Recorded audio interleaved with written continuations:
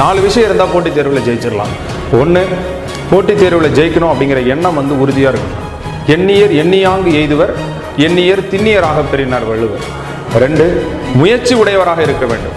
அருமை உடைத்தென்று அசாவாமை வேண்டும், பெருமை முயற்சி தரும். நம்மளால் முடியுமா நம்ம மலைக்கக்கூடாது, நம்ம முயற்சி செஞ்சோம்னா நிச்சயமாக ஜெயிப்போம். ஸோ 3வது விஷயம், திட்டமிட்ட உழைப்பு இருக்கணும். கடின உழைப்பு கிடையாது, திட்டமிட்ட உழைப்பு. கலங்காது கண்ட வினைக்கண் துளங்காது தூக்கம் கடிந்து செயல்னாரு. காலம் தாழ்த்தாமல் சோர்வில்லாமல் நாம் எடுத்துக்கொண்ட காரியத்தை செஞ்சோம்னா நிச்சயமாக நினைச்ச மாதிரி நம்ம என்ன செய்ய முடியும், அடைய முடியும். 4வது விஷயமா போட்டித் தேர்வில் ஜெயிக்கணும்னா கன்சிஸ்டன்சி வேணும். அதாவது தொடர்ந்து நீங்கள் படிக்கணும். செய்து கொண்டிருக்கக்கூடிய காரியத்தை மறந்துடக்கூடாது.